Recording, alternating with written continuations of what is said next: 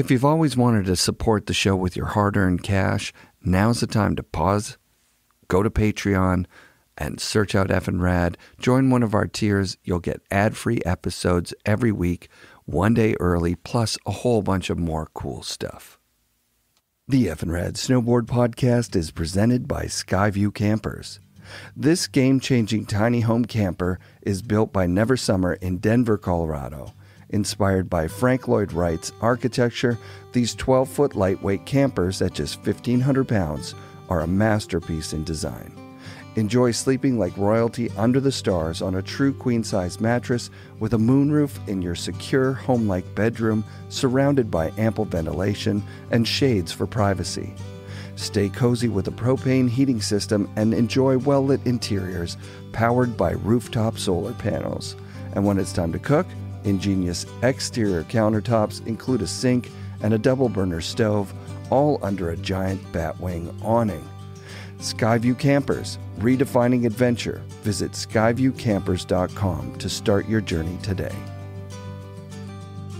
Wired Snowboards offers quality hand-built custom snowboards built and tested in the coastal mountains.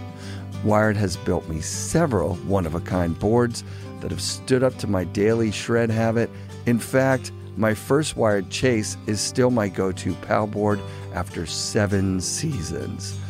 Wired brings my imagination into existence. That's fucking rad.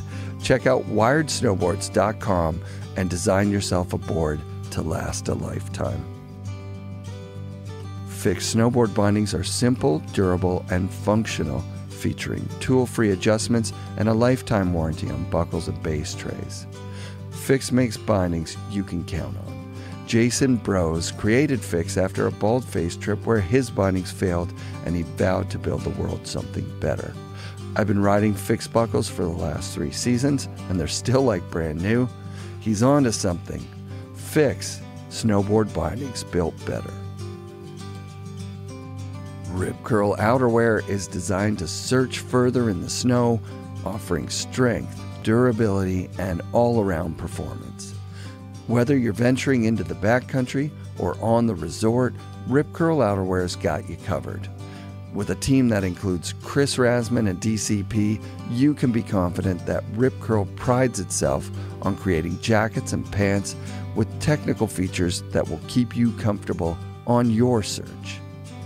For over 35 years, the Boardroom Snowboard Shop has been Vancouver's premier snowboard shop.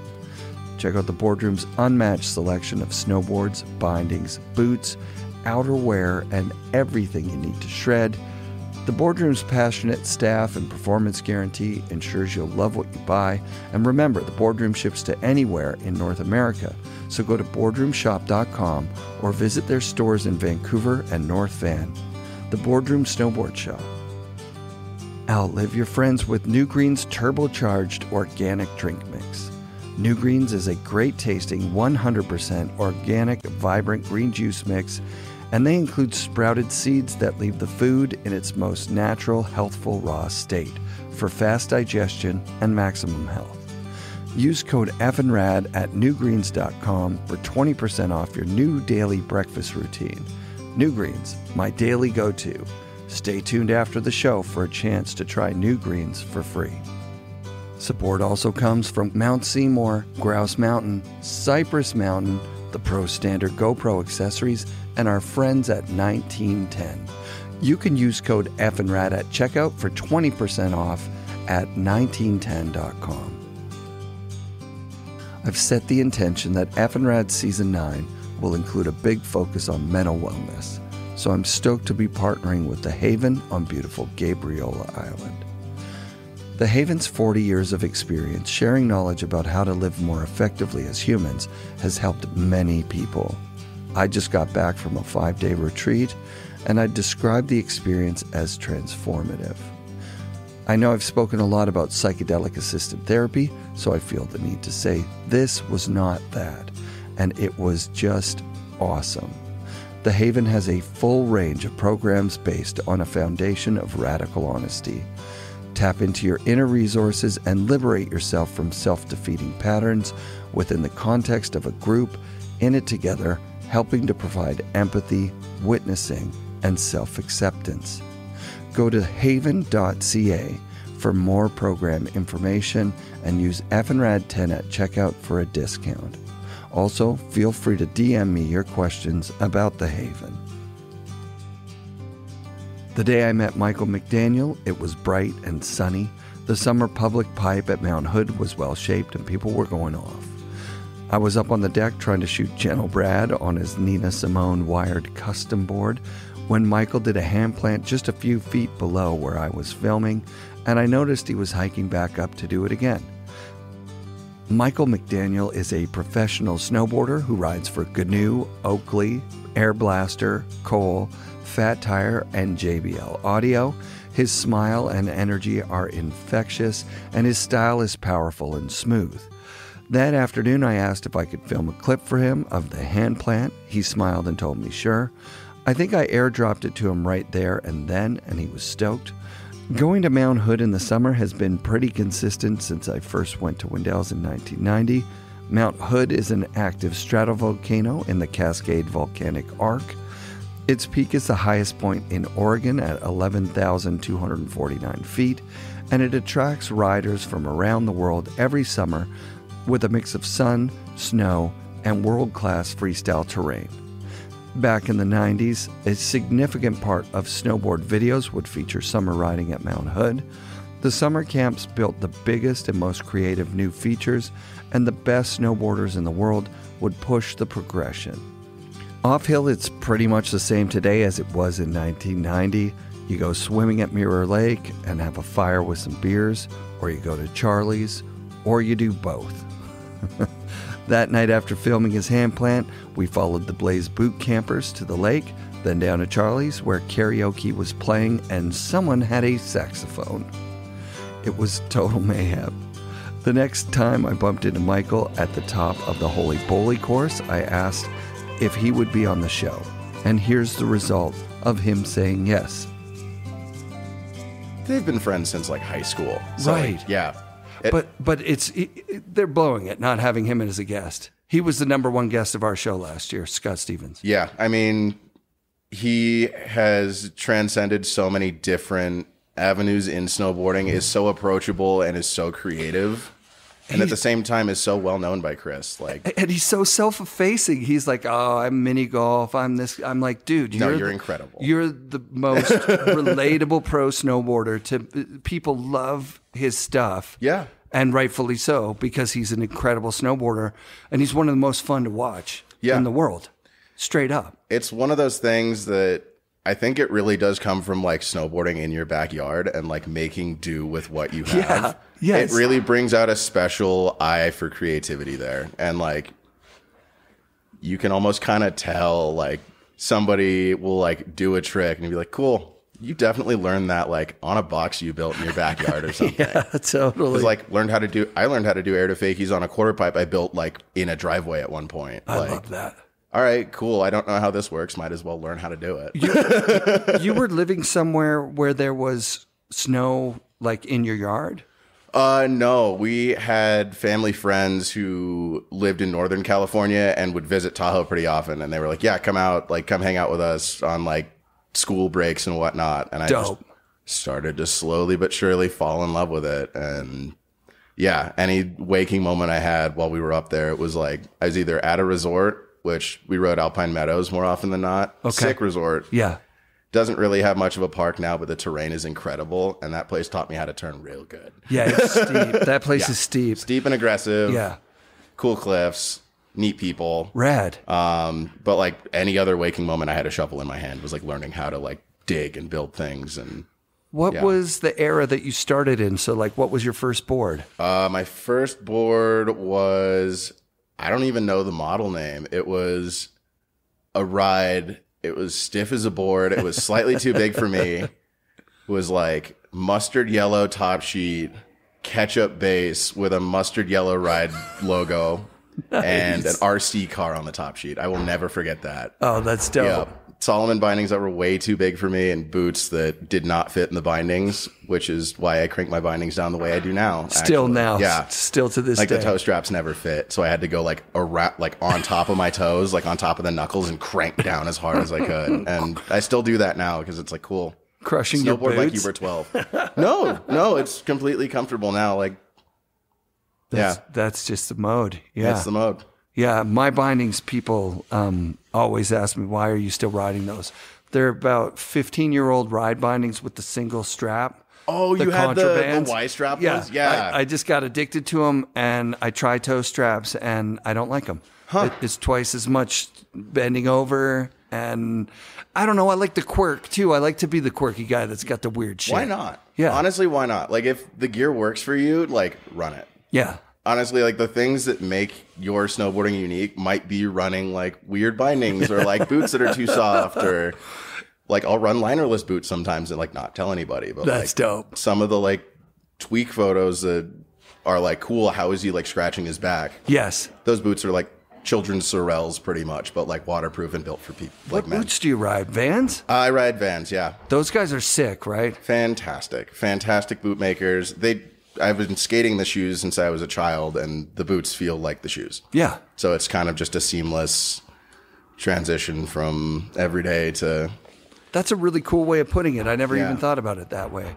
There's definitely something about the look of the boot for me, looking exactly like the shoe, that I'm like, yeah, that's how I want my feet to look. Oh, I love it too. Yeah. It just kind of looks like normal shoes. Yeah. Instead of it being like a big event to go snowboarding, like no, just put on your waterproof shoes, strap into your snowboard, and go jip. That's it. Go skate a bowl. Who knows? That's cool that you can do the cheat for the tweaks because I rode one day with the linerless, because they're like pow surf boots, right? Pretty much. They're perfect for pow surfing. Yeah. But they were in the back of the car, and I forgot my regular boots. And the biggest problem was that they didn't fit in the bindings properly. Oh, but the tweak factor was high. For me, I have big feet, so I like the smaller footprint of the linerless boot. It fits into my binding slightly better, honestly. So it's like cool. That's fun. Barely have to try to like jam my foot into a binding anymore. It's creative too, right? So where did you start? You started on Tahoe trips. That, and then locally, Mountain High and Bear Mountain were like 2 hours away. So like weekends that like I had friends in middle school and whatnot that liked to snowboard too. So we'd all go up together and figure out how to like do 180s and little jibs and ride across dirt patches and do that whole thing. Were you guys like into the videos and magazines, that kind of thing? Or were you just like enthusiasts? Thankfully, I guess my mom had a friend that worked at Transworld, and he would like every once in a while like pass off like old skate DVDs and old snowboard DVDs. No and, way. Like, a t-shirt or two. And it was like, cool. What is this? Like, how are people like making a career out of this? Because like seems really cool and really creative, and never really put much thought to it. Just like did the normal school thing, sports, skateboarding, surfing, Southern California nonsense. And then like beginning of high school, it really started to hit like, this is really fun, and I kind of want to do this the rest of my life. Wow. Yeah.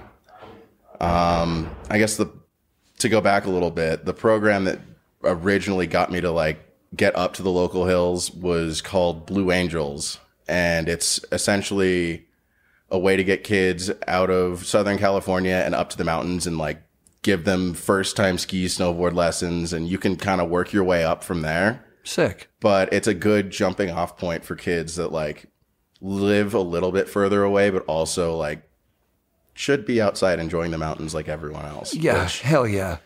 It's really cool that programs exist like that to give kids initial access like that. And I was really lucky to be part of that program. And then eventually the local like competitive team noticed me and was like, hey, what do you think about like coming and riding for us? And started competing a little bit. Wow. Yeah. That's like, dope. Very natural progression of things. But yeah, it was good. Southern California was a wonderful place to grow up. Ah, that's like, cool. Bounced around a lot until I was like 9. And then we stayed there for the rest of my growing up, I guess, until I moved out. Yeah.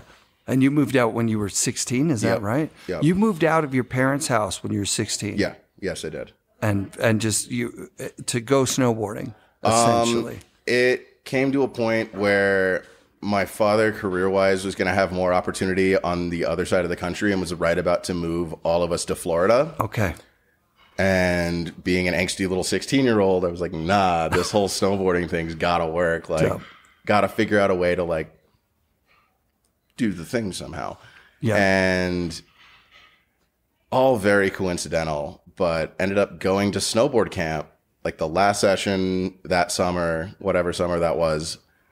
Met who was going to be my longtime mentor and coach, Nick Poplowski. And he was like, hey, if you ever consider coming to Utah, like, there's a team that I coach and I'd be really stoked to have you, that sort of thing. And yeah.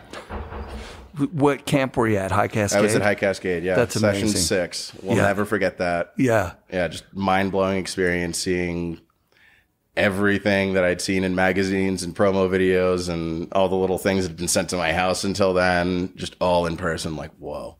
Yeah. Whoa, what is this place? The summer scene there is unprecedented. There's nowhere else in the world it's magic. That is like that. It's absolute magic. There's no other word I can put to it. It's like playing the bonus level of a video game once you have all the weapons unlocked. Like craziness. That's a really soft, good analogy. sunny, everyone's smiling and laughing. Everybody's like encouraging each other, learning something new. Yes. The creative energy is so high up there. It's a wonderful place to go as a kid. It's a wonderful place to be as an adult. I'm very lucky to get to go every year and just take it in. Yeah, the nature part of it too. Like one time we went and we did camping on the ground, in a tent. So fun. Yeah. I love camping up there. Yeah. It was awesome. Swimming in the lake and doing the whole thing. And then one time we got to go in like a wood cabin in the woods. Yo, what? Yeah, it was way back in the heyday. So there was money in snowboarding. Yeah. The sponsors had like a cabin in the woods for the summer, for the whole summer. That's incredible. We would hitchhike up to the mountain. It was insane. It was so good. And then as a consumer of snowboarding, I've also stayed in the lodge up there, which any listeners listening, if you can afford to go and get, I don't know what the rooms are up there now, but at the time we could get them for like $100. You're staying on hill. Yeah. The spring pass was $100. Mm-hmm. So like, it was like, we would go every year and stay and hot tub on the hill and just ride. Like their spring parks are some of the best parks in the entire world. I completely agree. That April, May, early June pass, it's still like $100-something. So it's super accessible. Yeah.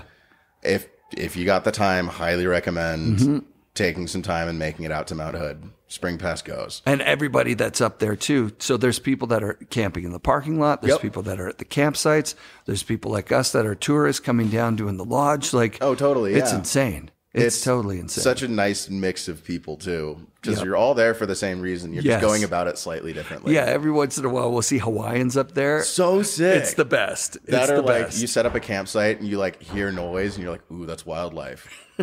No, that's like 8 people in a tent and a truck. That's sick. I'm gonna go over there and say hi. Yeah, and High Cascade has it set up so well now with the yurts in the back and the camping stuff there. Yeah, having everything kind of consolidated now at the old Wendell's campus is really, really sick. Yeah, because like every inch of that place is skatable. Totally. Like, if you don't know that, it's just kind of like, cool, the architecture's kind of weird, but no, you can grind every curb there. Like, it's so dope. Yeah, incredible place. They got it all super dialed. It was kind of in a state of flux for a while. We didn't quite know what was happening, and I happened to be working there at the time as a coach. Yeah. And that was interesting, but they've ironed out a lot of the kinks, and camp's very much back. What was interesting about being a coach at High Cascade?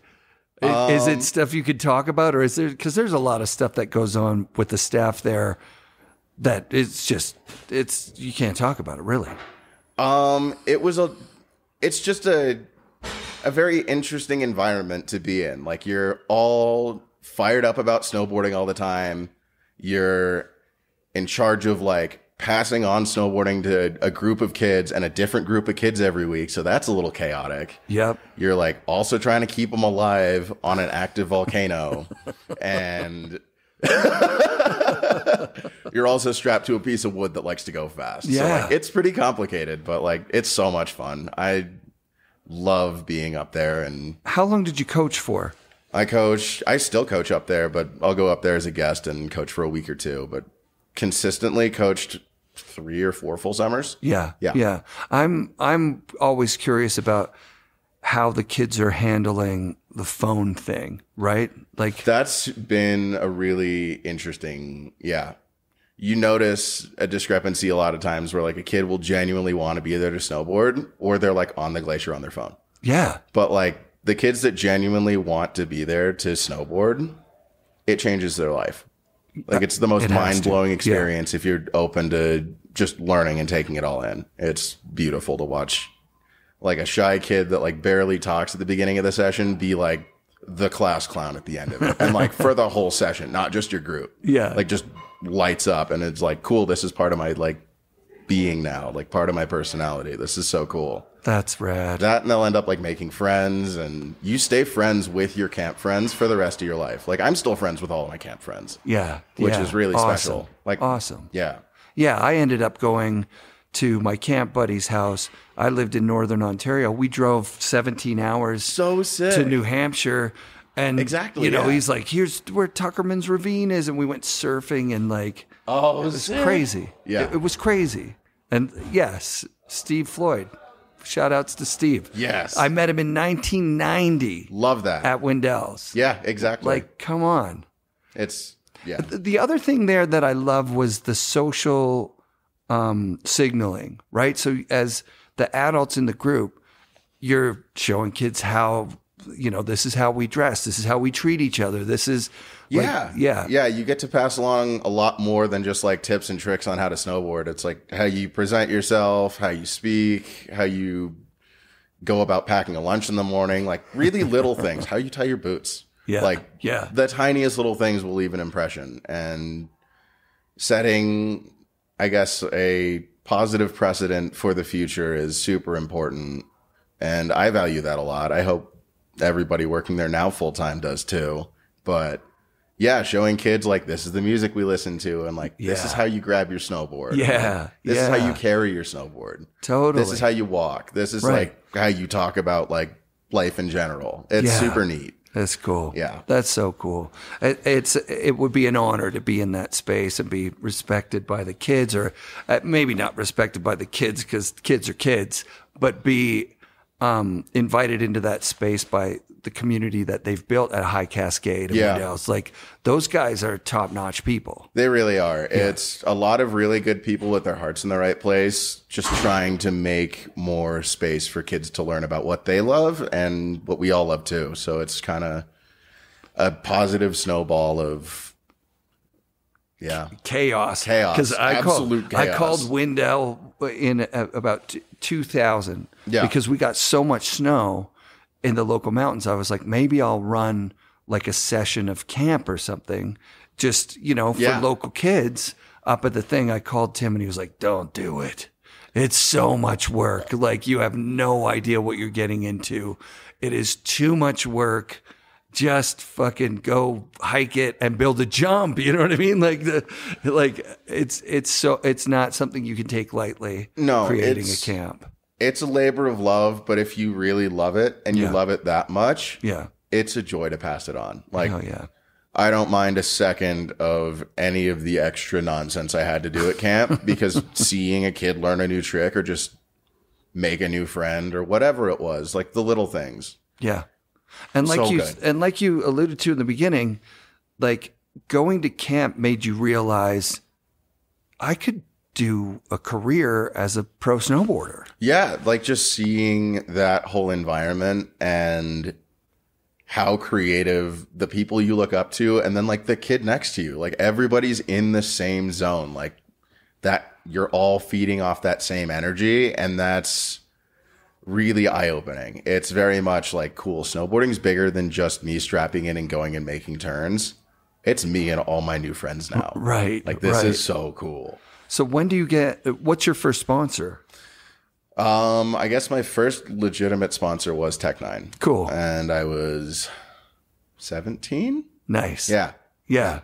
Tech9 was great. Tech9. They were wonderful to me at the time, and just kind of being around Bear and seeing that whole scene of like Bradshaw, Gooner, like that whole squad that tailed around behind them. I was the tiny little kid, like widening my stance and like trying to sneak in behind them and like get the little extra tap in or whatever. But yeah, it eventually led into like, hey, I kind of want to like figure out how to do this. And they were like, yeah, you're decent. We'll send you some boards. We'll see what's going on. Cool. And they really put faith in me and made me feel included for the first time and brought me on my first international trip. And where'd you go? We went to Camp of Champions, the last session it was ever a thing. Oh, it wow. was DC and Tech9 week, and it was absolutely nuts. Yeah, that sounds crazy. It was so much fun. It was such a wonderful, eye-opening experience as a kid, like being the youngest one on a trip. So, like, of course you get Grom bashed and all that nonsense. And, like, yeah, that was bad. But whatever. It's all part of the learning experience, and I'm very honored that they... Yeah, you're an in-between generation, right? Yes. Like, so my generation, and actually the one right before me, the hazing was insane. Oh, nuts. It was like physical. Like you could get physically beaten up. Like it was crazy. Yeah, yeah. And so, I mean, I feel like we're going away from that, hopefully. Thankfully, yeah. Thankfully. Because it was still kind of intense while I was coming up. Like, not only was it like verbal Grom bashing, like making sure you're on time and like have all your shit together and like, oh, your boot's not tied, or like, oh, you dropped your pocket, whatever little stuff. But like they'll feed you drinks till you puke, and like you don't know your limits yet as a kid. So of course not. They're just gonna go for it until you figure it out. But like that's the thing we've never really talked about on the show is like exposure to like drugs and alcohol as a young impressionable kid. It happened to a lot of us. Yeah, it's super gnarly to get thrown into that situation and not really know what goes into like your teammates partying. But like you know, it's something that through experience, you're able to learn and grow from. And thankfully, I never really got involved with any of that sort of thing. Like that wasn't your mode. You never were the party guy that would out party your snowboarding. No, absolutely not. Snowboarding's always been my number one joy. And of course, partying is going to be a part of it, but it's just kind of knowing your limits and doing, I guess, what makes you happy and you comfortable. Yeah. So if it's ordering cranberry juice at the club, fucking do it. Man, I had to be a full-on adult before I could figure that one out. That was a tough one. I had a lot of just peer pressure type. Like I'm not totally good with peer pressure. Yeah. I mean, same here. Like a lot of peer pressure to, I don't know, drink early, do whatever. But you know, it's just kind of you as an individual. You gotta look inward there. You seem like you had yourself, like as an adult, you seem like you're rock fucking solid. Thank you. But I can imagine as a kid, you had yourself, like you knew I'm not going to fucking go off the rails on this trip because I don't want to get cut from this team. I love this fucking stuff. Yeah, it was definitely a thought in the back of my head. It wasn't like at the forefront of my mind and like all I was focused on because it's all just fun. Right. Let's be real. It's all just fun. Right. But it was one of those things that like, I've seen people like overdo it and burn out at this point and like was starting to see my peers start to do it. And like, that's gnarly. I want to do this forever. Like, I got to rein it back in or figure something out. Like you have a lot of examples of people that became, like respectable pros that kept it going into their 40s. That just didn't exist when we were kids. It was like, I think Jason Brown quit when he was 22 or 23. Like a lot of the top dogs, Dale Rayberg, like, oh man, so many people quit when they were so young. I know. Yeah. There was like the cutoff was 30 for a really long time. Oh my God. And everyone was so worried about it. Yeah. And 30 like, was old. Right. Some people are still worried about it. Like I've had roommates in the past that like were turning 30 and like they go through this whole crazy crisis, but like, no, you're going to wake up on your birthday and you're going to want to go strap in.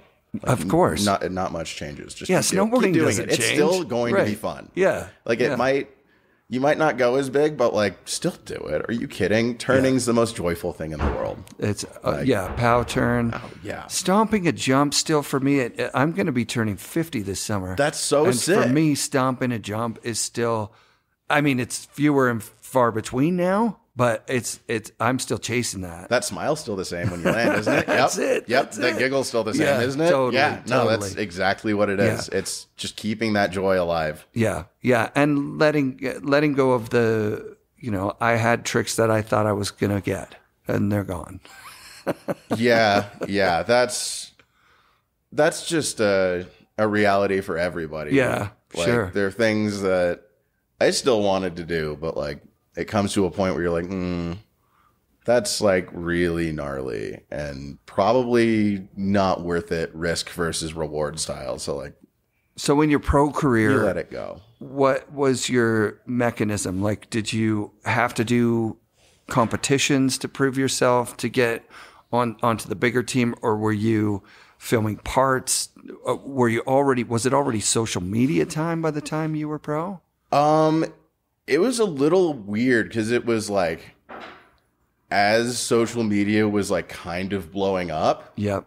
And I actually ended up going like viral on social media for completely other reasons. But like, you remember Vine being a thing? Yes. Yeah, it was like Vine famous for a while or whatever. Really? Like just 6-second whatever videos just made a meme at one point and it blew up. But like was kind of used to this whole weird like, ooh, the internet might be a thing. Yes. Like I kind of want to play into this a little bit, but I didn't really know how. Right. And so it was kind of like, all right, get on a shop and like do the contest thing. That was still very much the way you did things. Okay. So it was kind of like, ooh, the internet's kind of like on the back burner. I'm going to go like compete and whatnot.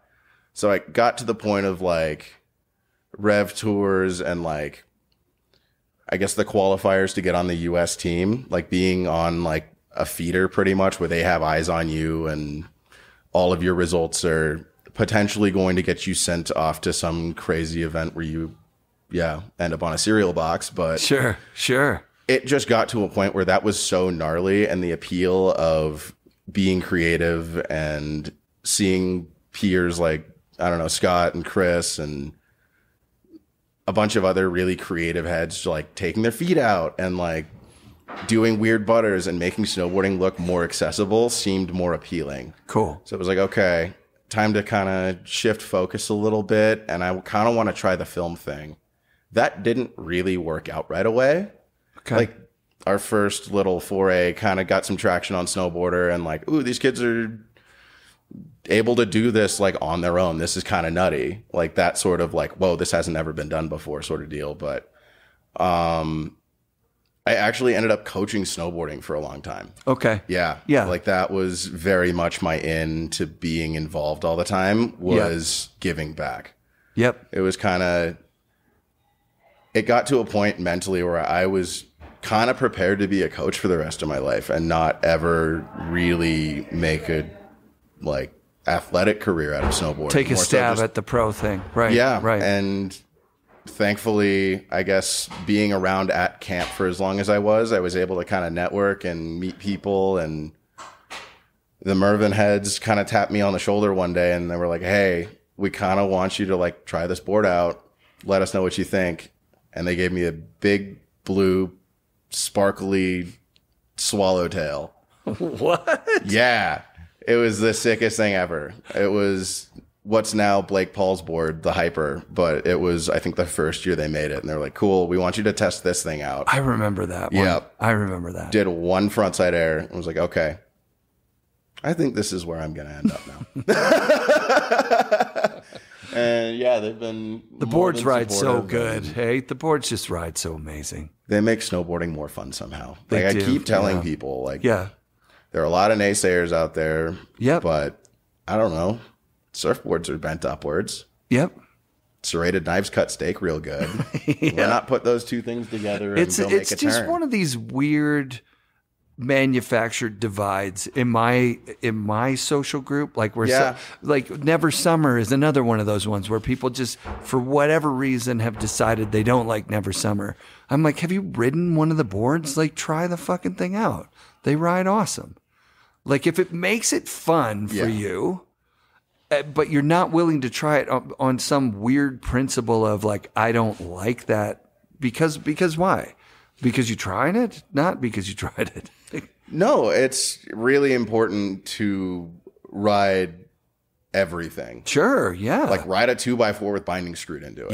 Yep. Try a stiff board. Try. No, I mean like a literal. board. I mean like a literal 2x4. Like anything. Like stand on a sled and try and ride downhill. Like, Mikey LeBlanc style. Big shout out, Mikey LeBlanc. Yeah. You're the man. I miss you. Let's hang out soon. How badass was that part this year? Oh, assisted living was one of my favorite things to ever happen to snowboarding. He's the best. He's been doing that for so long. Such a wonderful human. Creativity, and like the heart. Such a big heart. Yeah. Being around that guy, he's such a wonderful influence in that regard because he's still doing it. He's 50. Yes, he is. Yes. And he's still doing it. He's showing me gaps. He's showing me spots. And I'm like, dude, this is so gnarly. Like, what? Yeah. And he'll go back and hit it like now. Yeah. Like that sort of thing. And it's like, okay, there's some sort of fountain of youth aspect with you, and I got to figure this out. That's where the rubber hits the road is a Mike LeBlanc. There's not many other people, I can't even think of any off the top of my head, where he did it his way, and he made things cool like landing fucking flat as fuck. So beast. How could you make that cool? But he did it. He did it. I have knee and lower back problems because of Mike. Right. And now on that tip with Mike, the heart that's behind it is like he made a point of saying on his bomb hole that Ben Bullock was the one who shaped the takeoff for like this massive drop from Love Hate. And I know that Ben loved that. Like I saw how much that meant to Ben in his eyes. Here at Bowley last year, I was like, dude, you got a rad shout out on Mike's bomb hole. And he was like, I can't believe he remembered that. I'm like, that's the kind of person I want to be. Yeah. Somebody like that where he's just elevating his peers because he's a fucking solid dude. Yeah, that's something that I do actually want to bring up is despite snowboarding being, I guess, viewed as an individual sport, when you're out there filming a street part or like a full-on video, it's such a team effort. You're working with photographers, filmers, your friends, fellow snowboarders, artists, all kind of thrown into a blender. Your sponsors, like, hey, I need this money to go on this trip. You're working with your sponsors to make sure that everybody's happy. You're working with your TMs to make sure that you're getting places. It's a huge community, right? It's such a big, team of people to make projects happen that it's important to highlight that. So I'm always, I guess, in instances where a photographer takes a little bit of extra time to go do another one. And I have to hike up and do it again. Thank you. Thank you for doing that because you know what looks best. I trust your artistic vision here. If you're going to tell me to go do something again, gladly. If somebody wants to go hit a spot and I'm all beat up and tired that day, I'm going to go pick up a shovel and just build and then chill and hopefully they get a clip or pick up the camera and go do second angle or something. But be productive and do as much as you can as an individual to contribute to the team you're working with. So sick. Yeah. Yeah, I first heard that on Jody Wozniak's Airtime podcast, where he's talking about the Jody's also a good dude. He is. Yeah. With the group dynamic on a trip. Yeah. Because here's Jody who's man boys. So that crew looks just like a lot of fun. Yeah, because they all get along so well. And then he's going on a trip, and maybe not him. Maybe he's talking about somebody that he knows. Yeah. And you're thrown into this trip with just someone who happens to be on the same team as you. But if you're competing for clips, that sucks. If this guy's looking at you going, fuck, if you get a good clip, I might get cut from the team. That's a whole other... a whole other dynamic that I can't even imagine how hard that would be. Yeah, it also really comes down to the individual, I guess. Yeah. I'm a relatively competitive person, but when it comes to filming, it's really important to play to your own strengths. And if you get to a spot that really doesn't and somebody else has a crazy idea, let them do it. Right. Like within reason, like if it's not like absolutely life threatening. Right. Like I've definitely pulled people into spots that I regret pulling them into now. But like, yeah, if it's not horribly life threatening or hurting anybody else, like let them do it. Sure. Because like that's only going to make the brand stronger. Right. Like all of you working together and being stoked on each other getting clips instead of like competing for the same down bar. Go find another down bar or like go find a wall or something. Like, right. if you're on a street trip, there's more than enough opportunity to find something different. Yeah. And it's important to, no matter how small the spot might look to other people, play to your strengths. Do something cool on it. Because that might leave the biggest impression. You never know. Yeah. Clips, you really never know. Clips require like a little bit of magic. It's so subjective. Yeah. Like sometimes the smallest thing in the world done right is the most beautiful clip in the world. Exactly. Yeah. Like, agreed. Gigi Ruff, no grab front 3. That's burned into so many people's brains because it's gorgeous. It's gorgeous. He just falls asleep in the air, lets his arms fall behind him, looks over his shoulder, and that's that. So simple. Yeah. Yeah. Yeah. Who were your guys growing up? Who did you look up to? Who did you emulate? Okay, this looks crazy. Kind of all over the place. Good. But, yeah. Kier's a big one. Stevie's a huge one. Russ, of course. Gabby Maiden. I'm seeing a theme here. Chris Roach. Wow. Selaznick. Bradshaw. Yeah. Being teammates with Magoon as a high schooler was mind-blowing. Awesome. Andrew Brewer, another huge one that we still get to go snowboard all the time, and very, very lucky to know him. I love Andrew. Big fan. Yeah. I don't know. There's so many influences. My friends growing up, they're the biggest influence, That's cool. honestly. Like, shout out Austin, Dylan, Chandler. You know who you are. Y'all are the sickest. Thank you. Yeah, just like the kids that were so fired up just because you love it. Yeah. Like, that's the reason that I snowboard as hard as I do now. Because it really wouldn't do snowboarding justice to not ride like a frickin' cracked out 12-year-old in my mind. So I do. So when you join the Mervyn team, you find a home on a team of quirky,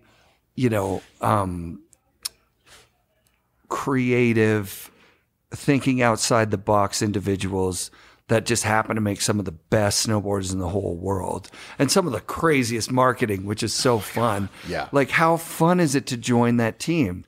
It's been such a cool opportunity. Like, they've taken such good care of me and given so many cool opportunities to so many of us that all I can really say is thank you. Like, oh my God.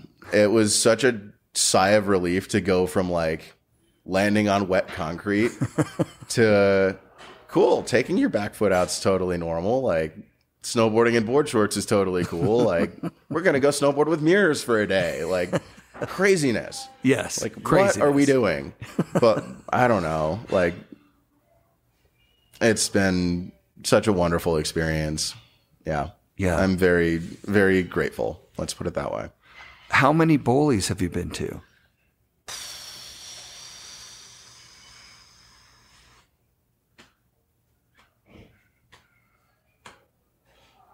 5 or 6. That's amazing. Yeah. Yeah. Oh, yeah, because there's a couple that happened at Hood, too, right? Mm-hmm. Yeah. Yeah, there were 2 at Hood, Mammoth, Threadbow, Australia. Wow. And then here. Okay, what's the difference between Holy Bowly and kind of any other event that you go to? Is it a noticeable difference, or yes. Yeah. Everything from the energy to the course that's there, it's all very, very unique. Like, you'll go to some events and it's just kind of like, for no better description, like a recreated X Games course with like a couple quirks. That makes sense. But like, it's pretty much like rail pad, jump, jump, jump. Yep. Which, like, It's fun. It's so much fun. I love it. But getting to be in a space where you're not the only person going sideways across the hill. Yeah. And also getting to meet other creative people from all over the world. Like, I've made friends at Bowleys that I don't get to see all year, and I see them once. But cool. Within that week-long span that we're around each other, it's just cool. Let's go crazy. This is fun. Yeah, it's definitely a unique experience, and Crush does a wonderful job bringing a nice, healthy mix of everybody together. He sure does. Yeah. Do you have to prepare for Bowley? Because I'd imagine an X Games type course, there's a form of training or mental training that you got to get into that mindset. Yeah. Whereas coming here is kind of maybe taking a big sigh of relief. We're going to Bowley. We're going to take it easy and just creatively snowboard and have fun all day for 5 days. As long as you pack enough layers and a shovel, you're good. It's the least you need to mentally prepare for something. Yeah. But also the most you need to mentally prepare for something. Because if you aren't ready for how crazy that course is, as soon as you're in the middle of it that first day, you're so overwhelmed. I've been so overwhelmed so many years, just where am I supposed to go from here? Right, right. Worrying about 5 or 6 different things at once, and you're rolling into the wrong feature. Oh, oops. Awesome. Here we go. Yeah. But it's not you don't make a gap, you're falling in a giant hole sort of deal. Right. Yeah. Right. That pressure is sort of alleviated. But it's still sort of that, right? You can air the flat on stuff. It's really big. Yeah. And some of the stuff is really short and really abrupt. So if you aren't ready for technical turning and also being prepared to go big, Bowley's going to work you over a little bit. Yeah. Your turn over the tree, just finding that little line today when I was following you down.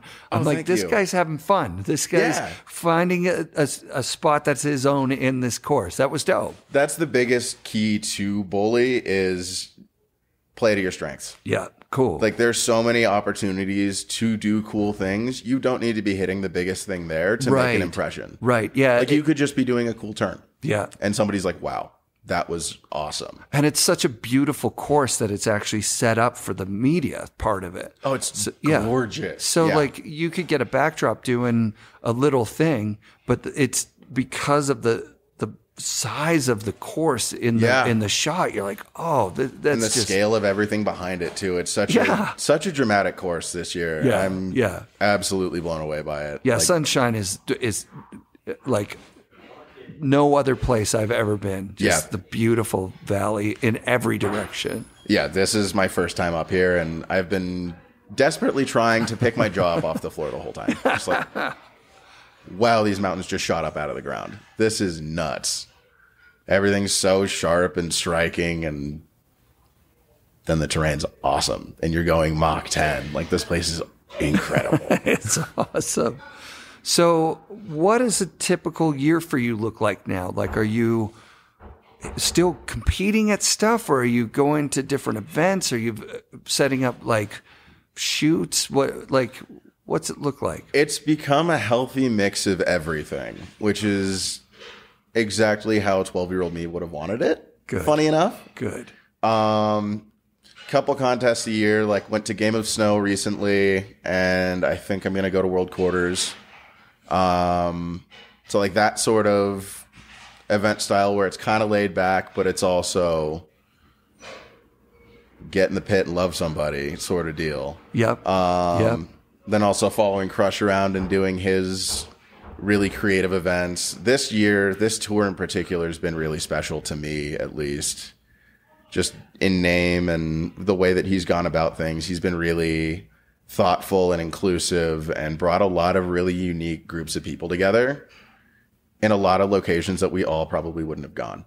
Cool. All together. Yep. Yeah. No. Very cool. Yeah. He has a very special way of creating a community around his events, which attracts me to then follow him around all year, which is fun. Yeah. But the mixture of having those couple contests a year to be like, cool, you got to gear up and like do hard rail tricks or like go real big. Yeah. And then also like, cool, you get to go hang out with Crush for a week. Like that sort of dichotomy has been really nice. And then also I've been filming with Luis Medeiros. He's been working on this documentary for the last 6 months or so. Yeah. It's all Black professional snowboarders, and he was able to wrangle all of us into a snowboard crew, which is incredible. Brad. And took a bunch of us to New Mexico. So we all kind of got a chance to do a little team bonding and film a little bit. And that place is steep. I wouldn't have expected New Mexico to have. Taos is so What gnarly. is up with that place? I don't know, but I love it. Yeah, like that was a fun trip. Yeah, like the locals were kind of bummed, like, snow could have been better. We were all just grinning ear to ear, going as fast as we could. Cool. Like, the terrain there is amazing. It's way off the beaten path and kind of nuts to get there, but it was well worth the trek. Rad. Yeah. Yeah, there's been a lot more like the Space Creators Tour, like you're saying, and a focus more on Black snowboarding. This has become, I don't want to say trendy, because that's not what it is. Like for people that are watching that don't understand where this energy is coming from, because they think, aren't people not racist anymore? Isn't everybody just on a level playing field? What kind of message does it needs to get to those people? Let's put it this way. It's not a trend. It's normal now. Right. Yeah, it's a natural progression of the sport to then include literally everybody. So, we should get on that. Let's get on that. Let's really get on that, people. I guess that's the nicest way I can put that. Yeah, I have friends that would argue that the space is already inclusive and that people are choosing not to include themselves. What kind of thing? Like, I don't know how to reach these friends. Yeah. Like, it's hard for me because I'm not very articulate at it, first of all, and I'm at the very first stages of understanding it. Yeah, it's one of those things that takes a lot of time to fully understand. Mm-hmm. But the space has presented itself as inclusive. Now it's got to put its money where its mouth is. That's a big one. Like, big time. Yes. You say you're inclusive. Bring your Black friend up to go snowboard for the first time. Teach them how to snowboard. Like, you have a pair of boots that you're not using anymore, give them to a friend. Mm-hmm. You have a board you don't use anymore, give it to someone who breaks one or needs it. Like, just pay it forward in whatever way you can to make what you love to do more accessible. Because, like, we can say all we want, and you can print as many ads as you want saying you're as inclusive as you want to be, until you actually start physically uplifting people and doing things in your own life. It could be the littlest thing in the world, but that could change someone's life. The listeners of this show have been really generous. Over the last 3 years, we've raised thousands of dollars for Stoke.org was That's the first amazing. one. That was those really dudes cool. Are awesome. And Indigenous Life Sports Academy as well, rad, which is rad. And then I'm going to have to cut in this one because I forget the last one. But Russell chose it. Russell said, give the money to these guys. They're good people out of New York, I think. Hoods to Woods? Is it Hoods to Woods? Or is it Shred Foundation? It's Shred Foundation. Sick. Absolutely. Yeah. So that's a big thing that we can say to listeners. Like, first of all, thank you for helping support these guys. Yeah.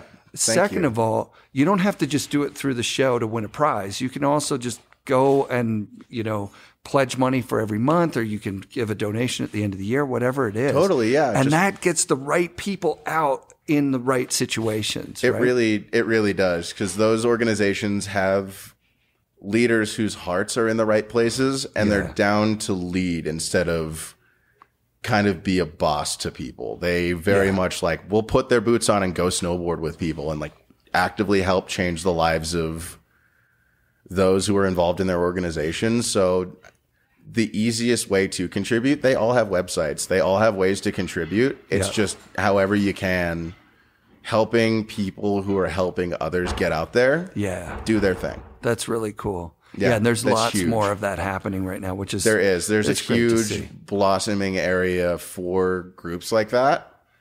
And if you see room for that in your community, reach out to those people and be like, hey, you could start a sect here in my city, or like near this hill, or whatever it is. Yeah. It's a very, very special time for growth in snowboarding. Let's put it that way. Yeah, snowboarding's always been this kind of expensive thing, right? Like if you compare it to skateboarding, you could just get a skateboard secondhand for however much that costs you, and then you don't really need anything more than that. Totally, yeah.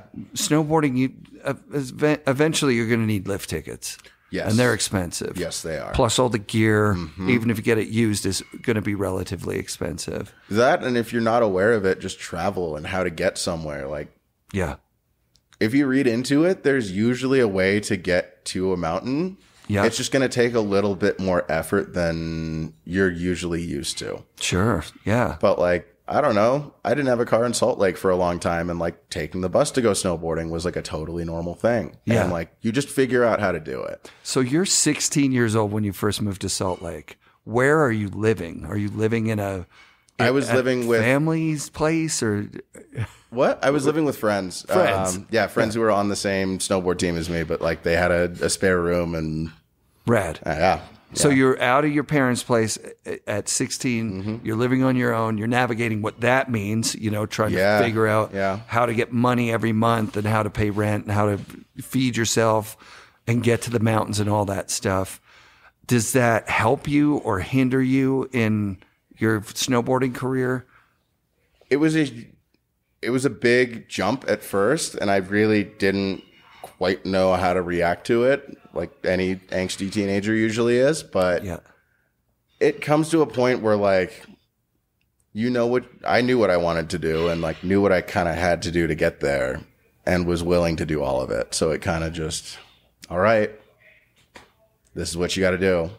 Foot to the floor, baby. Plus you're having fun, like probably as much or more fun snowboarding than you've ever had. The purest form of joy I could possibly imagine, and getting to do that as much as humanly possible as a child was huge. Yeah. So huge shout out to my parents for allowing me to move out early. Huge shout out to the Quigley family for putting up with my angry ass. Shout out to the Park City snowboard team. You guys are the best. Keep doing what you're doing. Yeah. Park City was your jam. Yes. Yeah. You're a Brighton guy now, aren't you? No, actually. I moved back to California last August. Oh, wow. Yeah. I didn't know that. Yep. Oh, I was kind of quick and quiet about it, but the city noise finally got to me. Got you. Yeah. Got you. But you were Brighton there at the end, is that right? I was. So I don't, because for me, my generation, Park City was it. Park City was top to bottom park. It was like, it was just the place you wanted to go. Totally, yeah. And somehow it switched to Brighton in the last few years, it feels like. Like the community shifted over there. So is that a big question? That's not a big question, right? Park City to Brighton. Am I right in that? Yeah, it actually kind of has to do with the greater, I guess, past conversation, the like multi-pass conversation that we're all having now. But this was sort of the beginnings of that conversation. Okay. But like Park City during the IRAD Park City days, which is like when I first went out there and like, whoa, what is this? And then moved out there and like got to experience all of it and like got to film with those dudes and that sort of thing. Like that was a special time for Park City. And then they were acquired by Vail Resorts. Okay. So like in that sort of managerial switch up, a lot of the athlete program changed and like how they went about marketing the mountain changed. Yep. And Brighton just became the more accommodating, I guess, place for those who were already professional or aspiring to be professional snowboarders to just kind of be. Right. They were still doing like more rail jams, like contests in general. They did bank slaloms, like quarter pipe contests, all of it. And like the Park City scene was kind of just moving their marketing in another direction. So we all kind of stayed with what we kind of knew to be inviting. And they'd always been mom and pop, but pushing snowboarding forward in their own little way. Cool. And so it was just kind of a natural progression for a lot of us to move from one to the other. That's a really important thing. Yeah. Because this whole marketing scheme that you and I are both trying to make our living from depends on the people who are passionate about snowboarding being involved in the direction of snowboarding. Exactly. Like if we can be replaced, and by the kind of marketing that is just 100% bottom line based. Like, can we charge for parking? Can we charge more for a chicken burger? Can we make the experience more, costly for the consumer? And but what about the experience? Who gives a shit about the experience? We're just trying to make money. And I got a free ticket from Palisades Tahoe this year. Thank you very much, Palisades Tahoe. That's fucking rad. I paid $310 Canadian for the ticket the day before. Not as rad, considering the full mountain wasn't open and it was limited. And I heard this year that the highest prices of surge pricing tickets was over 400 Canadian dollars for a single day ticket, right? So you think a family of four, $1,600 for a mediocre shit day in the middle of the year, that's just like not accessible. But it is making somebody some money somewhere, right? It is. Right? So it is making some money somewhere, but there's also another alternative that most people don't really think about. But your local hill is usually the sickest place to learn how to ski or snowboard. Like, you don't need to fully go on vacation to go snowboarding. Right. Like, it could just be exercise. Right. We actually went on a trip last year with Cole Headwear. My housemate and I at the time, we did a bunch of research to just see if accessible snowboarding was still like a thing. Cool. And we found 5 resorts with a pass price under $30. What? Rad. Yeah. Yeah. That's a trip. We should put that together as an official trip, like the 5 under 30. It's a video. It's out. Dope. Yeah, it's called the Affordable Snowboarding Act. Are you serious? Dead serious. That's rad. It's out right now. I got to look it up. But yeah, we drove from Salt Lake City to Omaha, Nebraska, and started there. And looped from there to Minneapolis, Minnesota. And in that little loop, there are 5 resorts extremely close to metropolitan areas. Yep. All have a pass price under $30, and they're incredible. Cool. Like, I didn't know there was snowboarding in Chicago. Right. My favorite rope toe hill ever is in Chicago. Are you serious? It's a trash hill in the middle of a neighborhood. That's amazing. The park is run by high schoolers. Yes. It's amazing. That sounds so fun. Shout out 4 Lakes. Y'all are sick. Awesome. Awesome. But yeah, like, we went snowboarding in a cornfield in Iowa. Cool. Like, all sorts of, like, wherever there's a hill and it's cold enough that snow sticks, you can learn to ski or snowboard. It doesn't need to be a big thing. Yep. Like, it's been perceived as a vacation activity for a very long time. Right. It's the best workout ever. Like, you really just, if you find out that you have a local hill, go check it out. It's cool. Probably worth your time. That's really fun. Yeah. Yeah, and the moment that kind of creative, passionate energy doesn't mean anything to the sport, then we're all in trouble. That's the thing. It can't all be fat cats with bottom lines. It just can't. It's not good for the sport at the end of the day.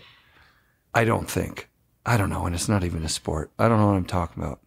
I don't know whose quote this is, but to kind of paraphrase off of it, it's as soon as you're not, I guess, your bottom line becomes making money, you're no longer an artist. You're a business person. Mm-hmm. And, like, that's cool too. Like, get your bag, but, like, don't act like one and then walk like the other. Like, right. You're either there with your heart in the right place or you're there to make some money. One of the two. Right. And both should be valued just as equally, because without that creative heart, a business has no flair. Yeah. There's no special touch. There's no, like, making a customer feel special in that sort of way. Right. That like they're connected and loyal and end up coming back, whether it's the shoes you buy or like the cereal you eat or whatever it is. Like if there isn't that little creative touch, you wouldn't give a shit about those things. Like you wouldn't care. Right. So like companies, I guess long story short, should value those creative voices within them, whether it's the writers or somebody in the artistic department or somebody who's like designing gear from the ground up, like whatever that innovation is, like honor that. Yeah. Because that's what's going to end up making the biggest impression. Like it might seem a little weird and there might not be a like physical, tangible ROI that you're able to look at. Right. But the long-term effect of whatever that innovation is could potentially change the face of what you're working in. Yeah, I think the number one industry example of this is Vans. With Steve Van Doren, will talk about it. When Doug Palladini was CEO up there, or president, he was talking about it.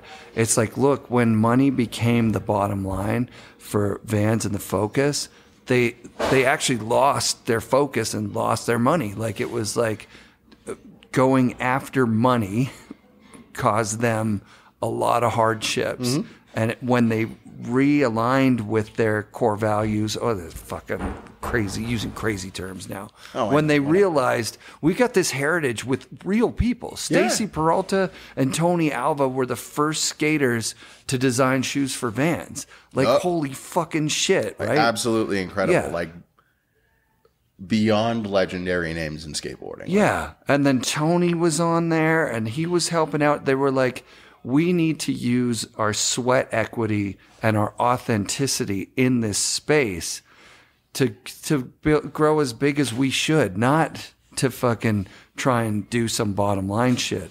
But then what ends up happening is the bottom line stuff occurs. So if you're running Vail Resorts right now, right, and you're going, look, we're having record years as far as profits go or whatever, mm-hmm. and you're laying off on building epic parks because who's that for? Like, eventually, beware. This shit is you're gonna become a stale place for people to go, and you're gonna miss out on that flair you're talking about, which is the creativity behind all the best companies in the world. Is that they have a partnership with somebody who's genuinely and authentically creative. Yeah, I mean, I guess to kind of go off that, just having someone there in those big meetings with their heart in the right place, even if it's like one or two people, mm-hmm. like that could make all the difference in the world. Mm-hmm. Like it's not so much a warning to like not do something. It's more so an advisory to like value those creative people. Sure. Bring those creative people in, make them feel included, make them feel like their thoughts and their actions aren't just like that's the art department's thing or whatever. Like, right. Really, like, I guess, make it more inclusive. Bring people in. Everybody. Be proud of your art department because they're the driving force behind Be proud of the creative people doing wacky stuff. Yeah, totally. All of it, because that's what's going to make the biggest difference. I think so too, man. I've always followed companies and really enjoyed companies that have that wackiness. Of course. I guess big life influence, not even just board sports, but Mark Gonzalez. Because he's in his 50s, still designing the craziest skateboards imaginable. Yeah. Having the time of his life. Family man, has kids, just doing the thing. And it's incredible to watch those who have supported him really value the fact that he was down to like draw on the wall at one point, or like chopped up his grip tape all funny, or like chopped the nose off a skateboard, or whatever it was, whatever that little thing was, or said something goofy, or like did a funny skit. Yeah. But those things are really special. And yeah, I miss the whole being goofy and making skits for movies and snowboarding. Like that's what I grew up on. And that's like what left such a positive impression on me. And I guess if I can have any hand in having that come back a little bit, that'd be cool. Yeah. That's rad. Yeah. That's rad. Thank you. Man, you're an inspiring snowboarder to watch. Thank you. You caught my attention right away. And you're a really articulate talker, which is super rad. Thanks. And you've been a really excellent guest. Is there anything else that we should touch on before we sign off? I feel like we got to it. I feel like we've kind of run the gambit, really. Like, covered pretty much all of it. But last little things. Mm-hmm. Shout out Black snowboarding. Shout out queer snowboarding. Shout out Black queer snowboarding. We're all here to stay. This ain't a trend. Everybody's welcome. Let's do this. Thank you for your time. This has been such an honor.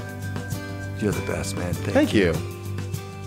FNRad shoutouts this week to Michael McDaniel. Thanks for being on the show. Special thanks to Blaze Rosenthal for introducing me to Michael. And very deep gratitude to Kendra Scurfield and Crush Kuliza for making Holy Bully at Sunshine Village happen and including FNRad in that radness. Congratulations to Patreon listener Chris Green. You've won a 1910 hoodie. Everybody else, join the Patreon today. And if you want a free sample of NewGreens organic superfood drink, simply tag 2 friends and NewGreens in any FNRad post, and we'll get you those greens. Be sure to come back next week for more FNRad snowboarding, presented by Skyview Campers and brought to you by FNRad Productions.